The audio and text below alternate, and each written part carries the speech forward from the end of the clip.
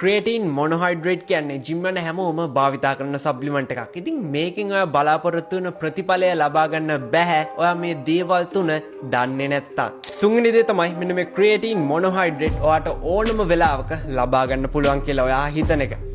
ඉතින් මේකෙදි අපිට රිසල්ට් වලින් පෙන්නලා දීලා තියෙනවා ක්‍රේටීන් මොනොහයිඩ්‍රේට් ලබා ගන්න හොඳම වෙලාව තමයි වර්ක්අවුට් එකෙන් පස්සේ.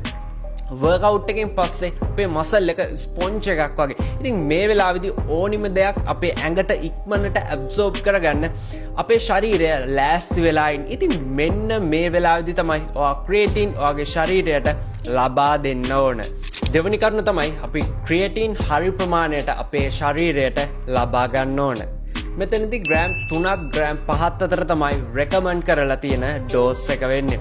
ඒ වගේම තමයි ඔයාට ලෝඩින් කරන්න පුළුවන් ක්‍රියේටින් වල ඉෆෙක්ට් එක වැඩිපුර ලබා ගන්න ඔයා බිගිනර් කෙනෙක් නම් මෙතනදී ඔයාට ග්‍රෑම් 20ක් දවස් 7ක් එක දිගට ලබා ගන්න පුළුවන්. එතනින් එහාට ආයේ ග්‍රෑම් 3ක් ග්‍රෑම් 5ක් අතර ඔයා දිනකට ලබා ගන්න ඕන. මෙතනදී හරි ප්‍රමාණයට ඔයා ක්‍රියේටින් ලබා ගන්න ඕන.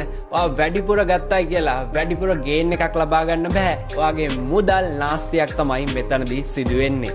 පළවෙනි වගේම වැදගත්ම දේ තමයි ඔයා ක්‍රියේටින් ගන්නවා නම් වතුර හොඳට බොන්න ඕන. ඔයා දිනකට ලීටර් 3ක් ලීටර් 4ක් අතර අනිවාර්යයෙන්ම ලබා ගත යුතුයි. මොකද එහෙම නොවුනොත් ඔයාගේ කිඩ්නිස් වලට මේ ක්‍රියේටින් වල බලපෑමත් එක්ක කිඩ්නිස් ස්ට්‍රෙස් වෙන්න පුළුවන්. ඒ වගේම ඔයා ක්‍රියේටින් ගන්නේ ඔයාගේ මසල් එක බිල් කරගන්න ඔයාගේ ශරීරයේ වර්ධනයට උනත් අවසානයේදී ඔයා වතුර භාවිතා කරේ නැතුණත් ඔයාට අසාධ්‍ය තත්ත්වයක් එහෙමත් නැත්නම් කිඩ්නිස් ස්ට්‍රෙස් වෙලා කිඩ්නිස් ඔයාගේ ඩැමේජ් වෙන්න පුළුවන්. ඒක නිසා මතක ඇතුව ඔයා හරි ප්‍රමාණයට මේ ක්‍රියේටින් ගන්නවා නම් වතුර බොන්න ඕන.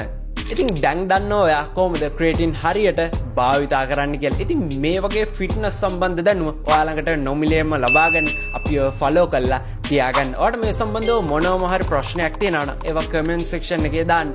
අපි ඔයාට පිළිතුරු ලබා දෙන්න.